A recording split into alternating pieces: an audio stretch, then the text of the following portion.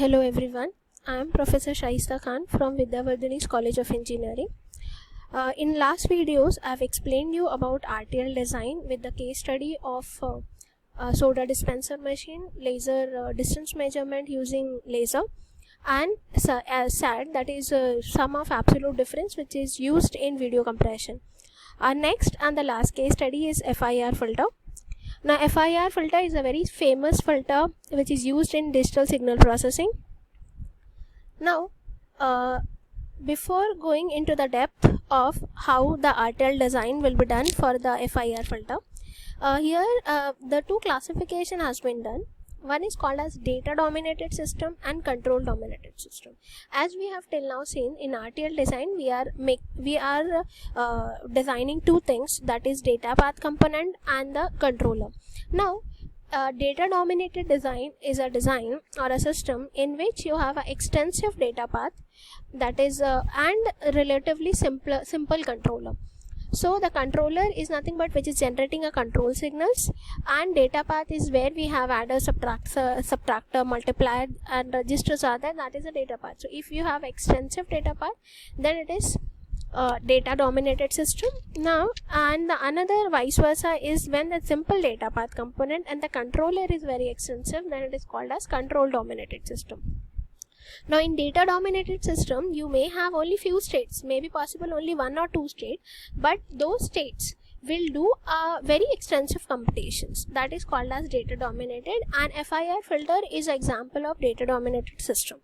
So now we'll see, I'm not going into much depth of what is FIR filter, that is not a part of digital VLSI. We have a task that we have to make a custom design for 3-tape FIR filter.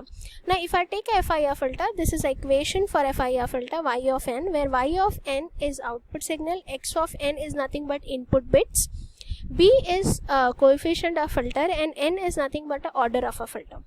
Now here, if I write the same equation for 3-tape filter, then y of t is equals to c0 into x of t plus c1 into x of t minus 1 plus c2 into x of t minus 2. Now here you can see what is x of t. X of t is nothing but what, a current sample bit. Now x of t minus 1 is a previous bit and x of t minus 2 is a previous to previous bit. So with the help of this equation, your current sample y of t output is calculated. Now in order to do this, we have to make a high level state machine. Now you can see, as at the start I have mentioned, this is a data dominated design. We have only two states, and even though two states, and here you can see there are two states, initial and FC. What is initial state? Initial state will do all initialization. Now what initialization we need? See, first of all what we need, we have x 12-bit input, 12-bit output, local storage is xt0, xt1, xt2, and c0, c1, c2, these are coefficients, and yreg is nothing but a 12-bit output. Now over here yreg is nothing but a register which is used to store the output. xt0, xt1 and xt2 are the temporary storage where it is used to store the bits. Now x is a current input. Now as we have seen in equation that here while doing y of t, we need x of t and x of t minus 1, the previous one also, right? So here is nothing but what, this xt0, xt1 and xt2 are nothing but taken. We'll see what it is doing. And over here c0, c1, c2 are the registers which are used to store the coefficient. In this example we have fixed c0 as 3, c1 as 2, c2 as 2, these are the coefficients. Now so here in initialization, y register is initialized to 0, xt0, xt1, xt2 all are initialized to 0.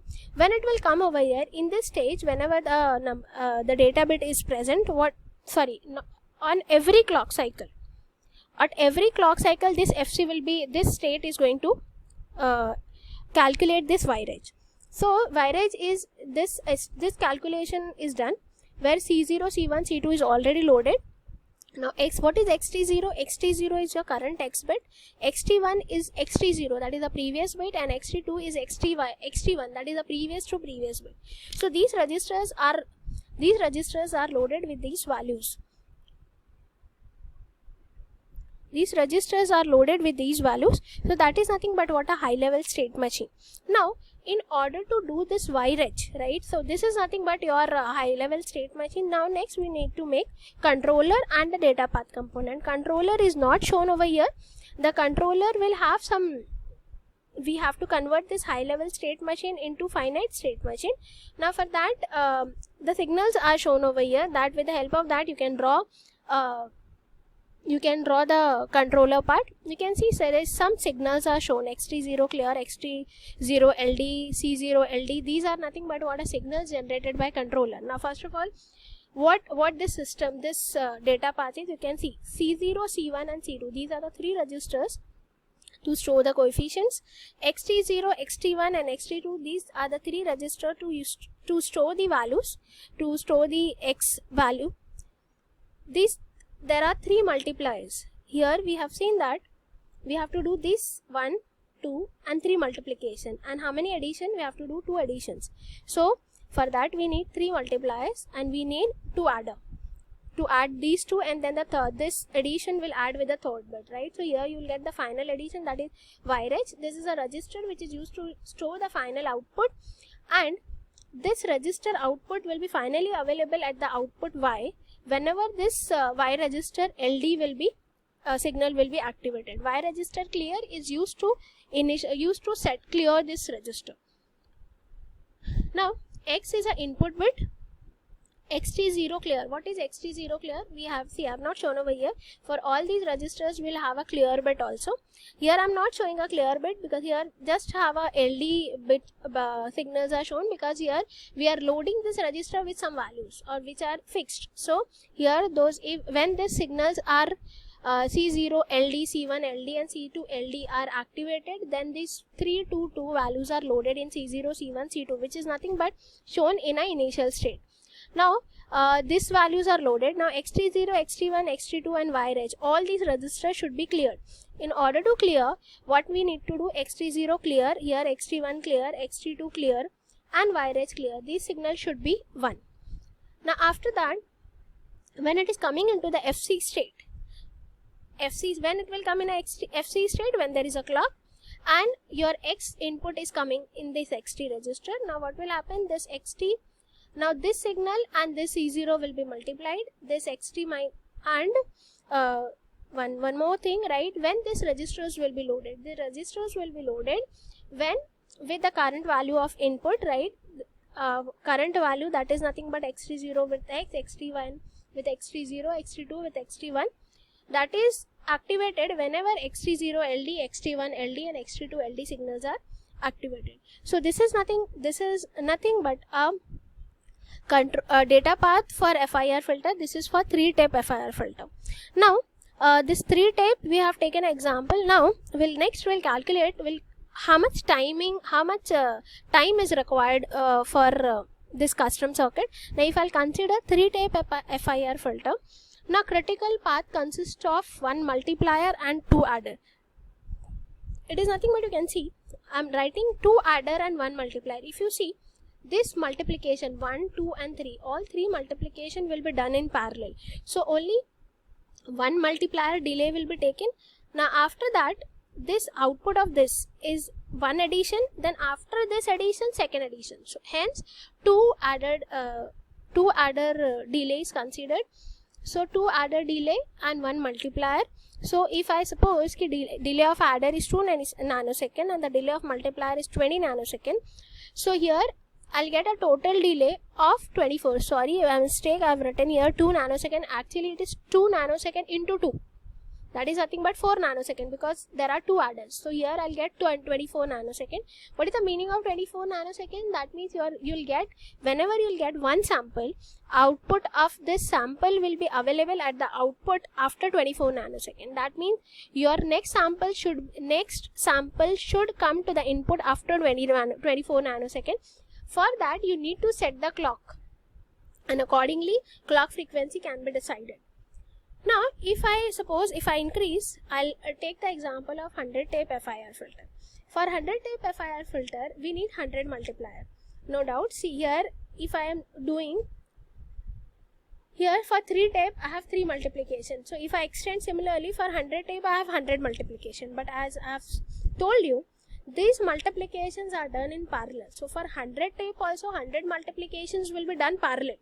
So we'll have a delay of 1 multiplier only when I'll consider the path. But I have to do, see here we have considered for this 3 state, we have to do 2 additions. So in order to have 100 variable, right, 100 values we need to add. For that we need some level of additions, right? 100, for that we'll have 50 additions, then 25, then 13, then 7, then 4, then 2, and then 1. So that means we need 7 level of addition. 7 level of addition means we need 7 adders. 1, 2, 3, 4, 5, 6, 7. So we need 7 adders. So what is the total delay? The total delay is 7 adders.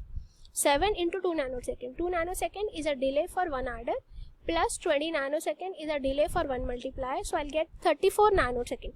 That means for 100 tape FIR filter, I need 34 nanosecond. You can observe over here, 3 tape we need 24 nanosecond. Even it is 100 tape, you have 34 nanoseconds. That means your timing is very less. Now if I do the same implementation with using microprocessor, then if I suppose that there are 10 nanoseconds per instruction, and addition and multiplication require 2 instructions. So for 100 tape filter we need 100 multiplication and 100 addition.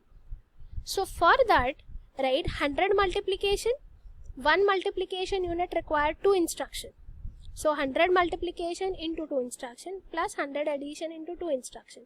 This will give you how many instructions are required, and for 1 instruction we need, for execution of 1 instruction we need 10 nanosecond. So we got 4000 nanosecond. That means for 100 tape filter we need 4000 nanosecond. So that means you can see a very clear difference, that if I go with this custom design, then I need 34 nanosecond. If I go for custom design for 100 tape filter, and for a same we need 4000 nanosecond for this 100 tape filter using microprocessor, right? So that is the main difference coming. So but we have to see over here, as we have said, as I said, this is an example of data dominated design. Here you can see we have number of states are very less. When I'll extend it to 100 tape filter also, the number of states are going to remain same. But you can see your data path will become too extensive, because you can see here you will be having more multipliers, 100 multipliers and 7 level of adders. So your this data path component will become very extensive, right? So hardware requirement is going to increase, and that is nothing but for these calculations, right? We use hence the custom design is preferable for this type of design. So thank you so much. So here I have completed all the four case studies. I hope it is clear, and if you have any doubt, please ask me your doubts. Thank you so much.